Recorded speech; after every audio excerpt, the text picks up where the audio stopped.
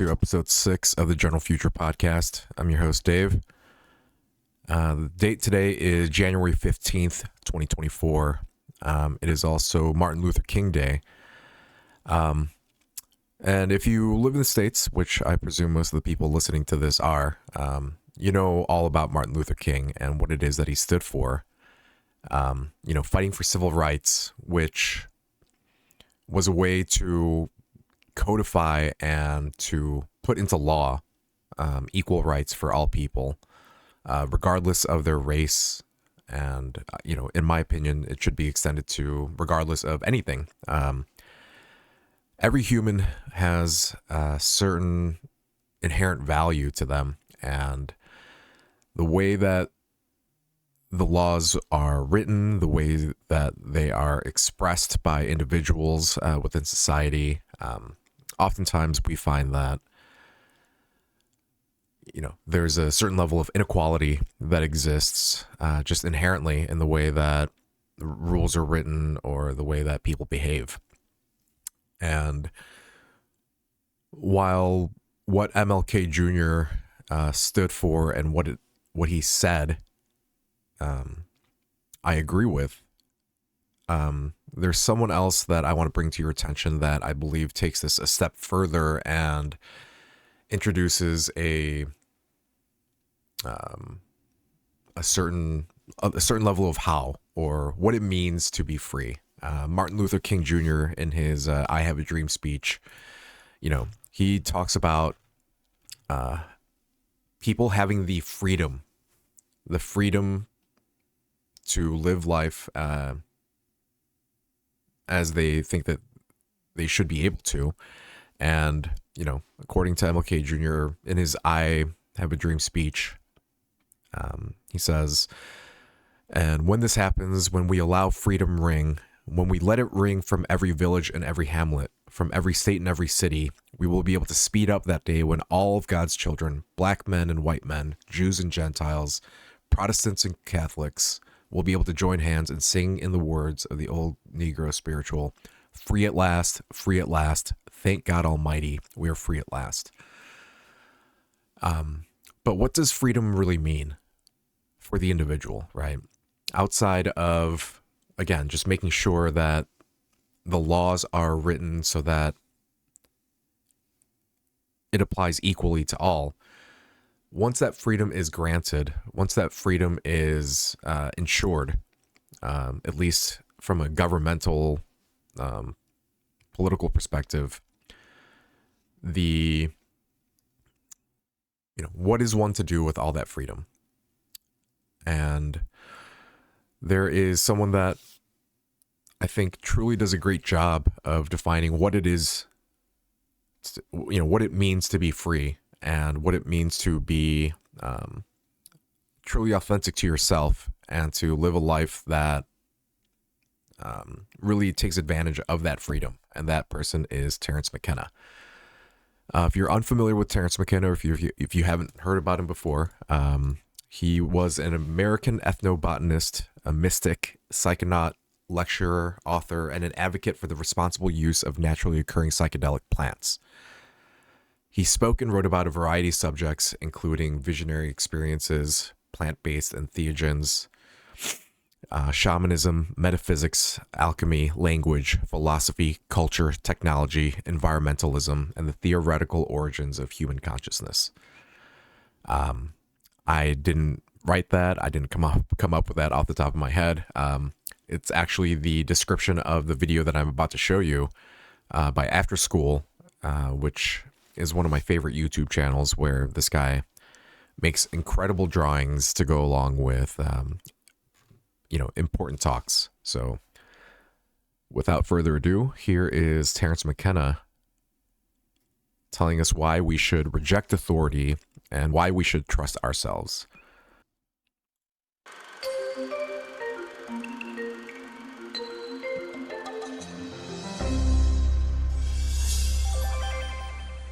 Citizens don't take psychedelics because it's illegal.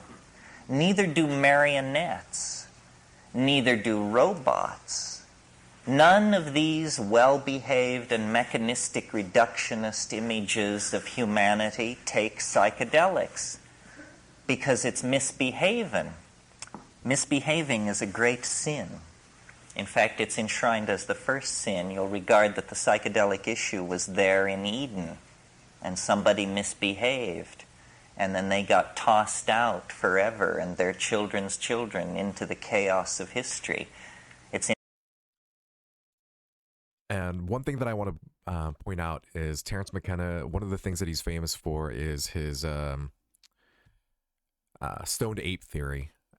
It's his theory that he came up with, where he believes that over the course of evolution, at one point in time, our ancestors came across these magic mushrooms, started eating them and incorporating them as part of their diet, and that is what he believes to be a potential trigger for the evolution of apes into humans.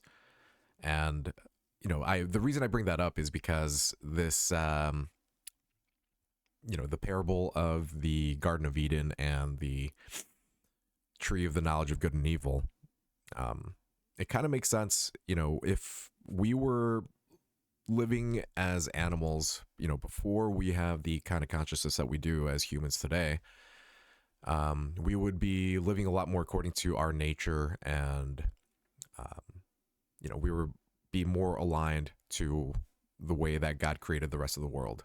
But when this knowledge of the difference, the knowledge of good and evil is came to be after we ate this fruit or these mushrooms, this is when we started thinking more, and we started feeling shame, fear, thinking about the future, remembering the past. A lot of these things that we equate with the human experience, in terms of the downsides that come along with the knowledge of good and evil. So I think that's pretty cool. Anyway. Interesting to read in Genesis why this was. It was because they will become as we are, says Yahweh. They will become as we are if they eat of the fruit of the tree of knowledge. I suggest to you that this is precisely what we should seek to do. We empower our experience by insisting on our authenticity. It's a wonderful thing to learn to be able to stand up and yell bullshit, because so much is being slung and nobody is talking about the primacy of experience and the dignity of the individual. The dignity of the individual. We went a long way with this in America before we betrayed it. And it wasn't only betrayed by the clowns in Washington. It's also betrayed by anybody who clusters themselves around the feet of some self-proclaimed nabob. Because the fact of the matter is, nobody knows what's going on. Nobody knows. Nobody has the faintest idea. The best guesses are lies. You may be sure of it. And so to pretend that one human being will lead another out of the dark night of ignorance and into the shining light of truth is ludicrous, absolutely grotesque, a product of this empowering of the human image that has gone on through several thousand years of dominator culture. If you want a teacher, try a waterfall, or a mushroom, or a mountain wilderness, or a storm-pounded seashore. This is where the action is. It's not back in the hive. It's not in the anthill. It's not knocking your head against the floor in front of somebody who claims that because of their lineage and whose feet they washed and whose feet they washed, that you should give credence to them. Knowledge is provisional, and we are yet to approach even the first moment of civilized understanding. The way it is to be done is by trusting yourself. trusting your intuition. Reject authority. Authority is a lie and an abomination. Authority will lead you into ruin. It's not real. And it isn't, don't get the idea that it's this liberal rap about how everybody has a piece of the action. You know, the Jews know something, the Buddhists know something, the Huichol know something. Nonsense. Rubbish. Nobody knows anything. These are different kinds of shell games that have been worked out by priestly castes of people to keep things under control. Institutions seek to maximize control, control, control. That's what they're into. Did you think they were in the business of enlightening you? Saving your soul? Forget it. Control is what this is all about. And to the degree that we commit ourselves to ideology, we are poisoned. Any ideology, Marxism, Catholicism, objectivism, you name it, rubbish, all rubbish. What is real is experience. What is real is this moment.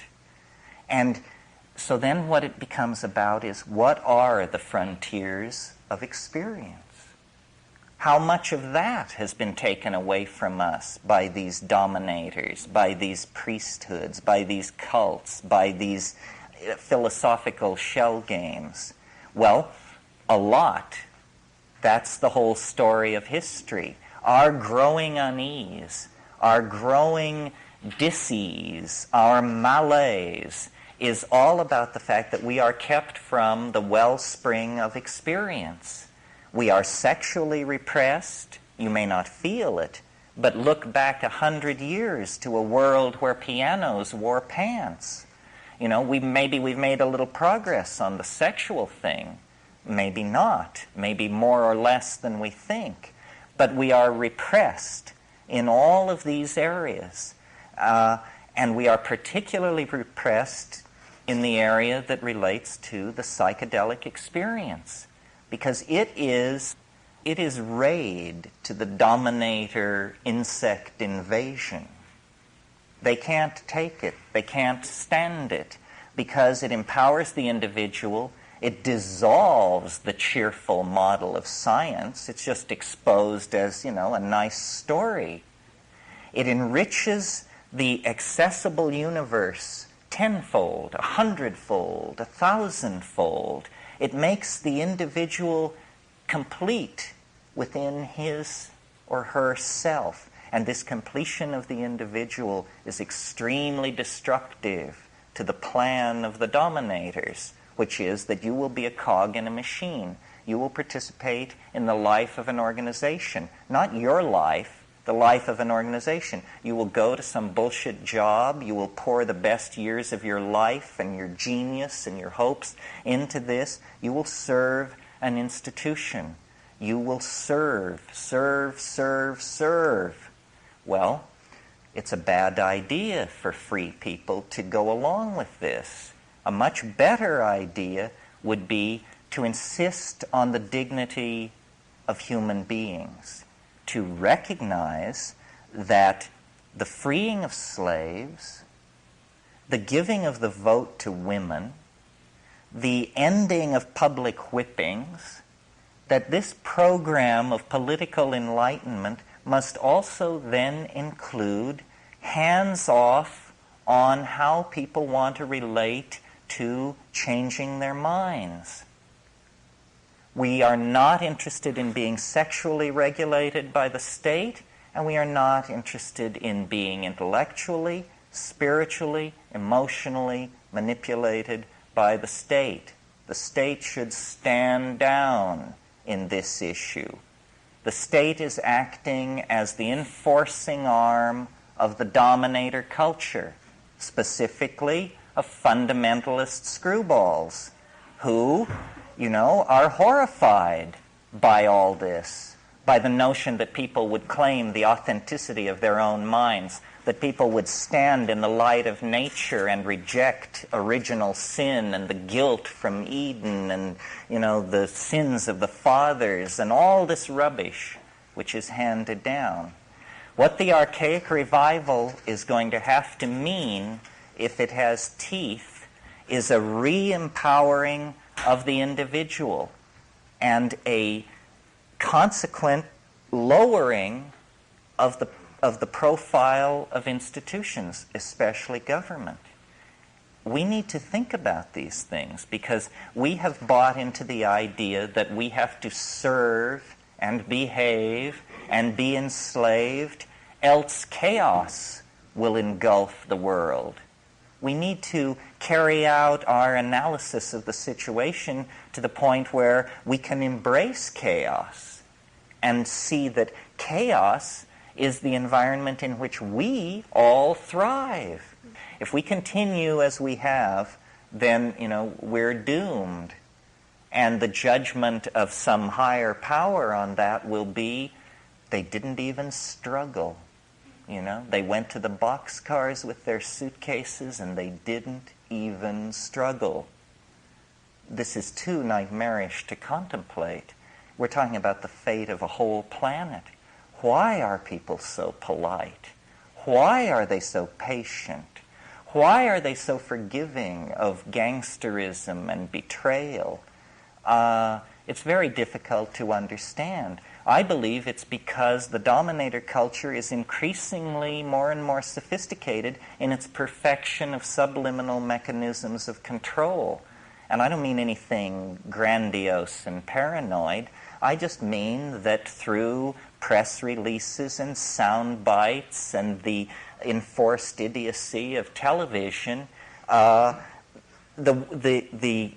drama of a dying world has been turned into a soap opera for most people.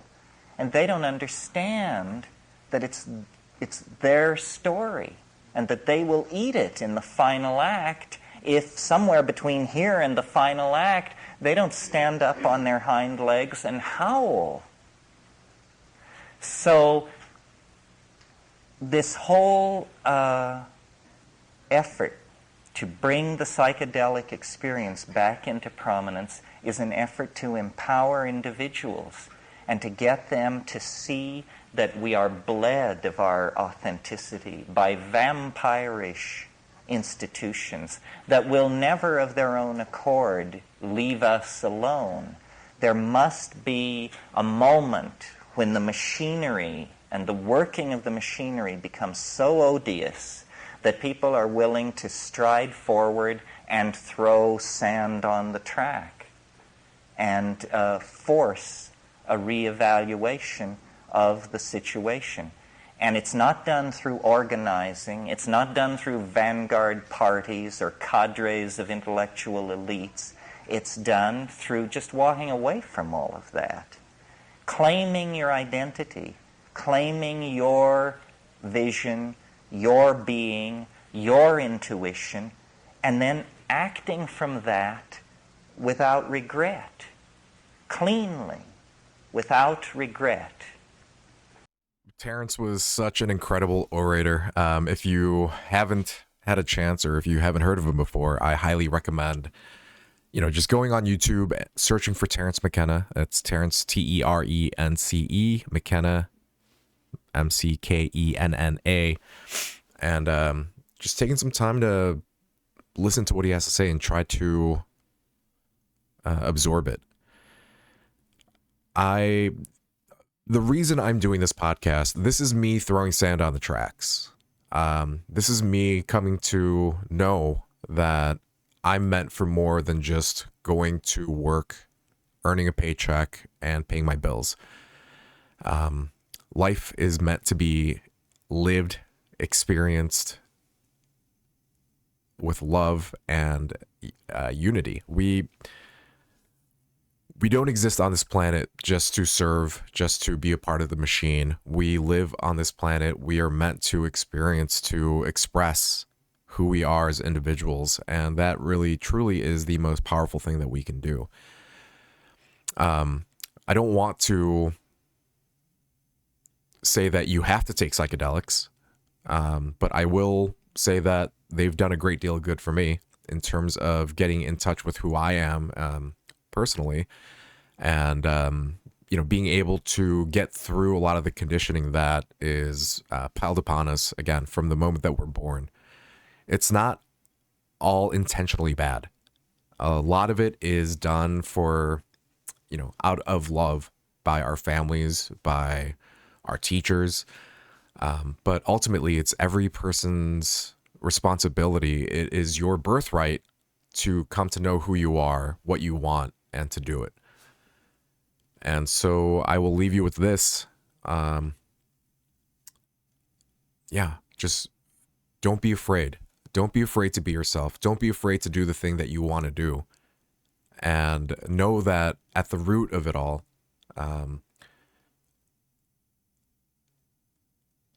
this consciousness that we all have, it's all a part of the same consciousness that exists. We are all individual manifestations of this collective consciousness. And at the root of it, when there's no fear about what's going to happen in the future, about how can I possibly afford to give to others when I need for myself, the fact of the matter is everything that we have today, everything that we need to survive comes from the earth, just as we do. And, the scientific advancements that we've made over the past, tens of thousands of years that humans have been, conscious and aware, it's kept going, and not by the efforts of individuals and by, incredible leadership, but it's because we are a part of this earth. And just like all the animals and the plants will continue to thrive without human intervention, so will we. I trust that we are rapidly approaching the point where we have the resources to live in abundance. We have the technology to make sure that people can live their lives free of fear. The fear that first came along when Adam and Eve took that tree from or took that apple from the tree of the knowledge of good and evil, or as Terrence would say it, from when apes became humans through the use of the psychedelic drugs. Nothing has changed. But all these other people, these governments, these organizations will have you believe that the only way that we'll continue to survive and the only way that we'll make it to the future is by listening to them and to do the things that they say. But I disagree. The only thing that you have to do is be aware of the present moment. Take a good look at where you are. Take a look at where you've come from. And then the idea is act in the present moment to take care of the things that you need to take care of, to do the things that you want to do, and the future will take care of itself. That's it for this episode. Thanks for tuning in. If you're seeing this on YouTube, please throw me a like and a subscribe. I want to start getting the numbers up on this podcast and start getting some feedback. And I understand that this is all a little bit preachy, but, eventually I'll start having guests on and we'll have more conversations. But until that point, there are some things that I most definitely wanted to get across, and I just wanted to make sure that I had the opportunity to do it. Not uninterrupted, but to do it the way that I wanted to. So yeah. Thanks for tuning in, and I will catch you next time. Bye.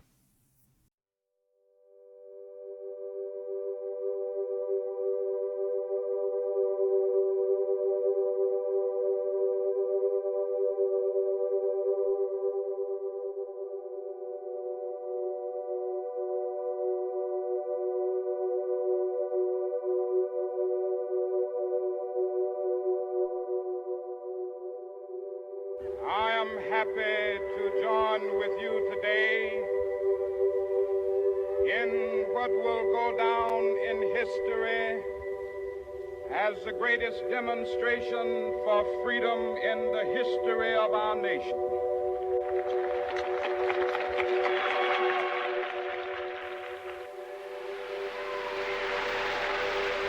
Well, I don't know what will happen now.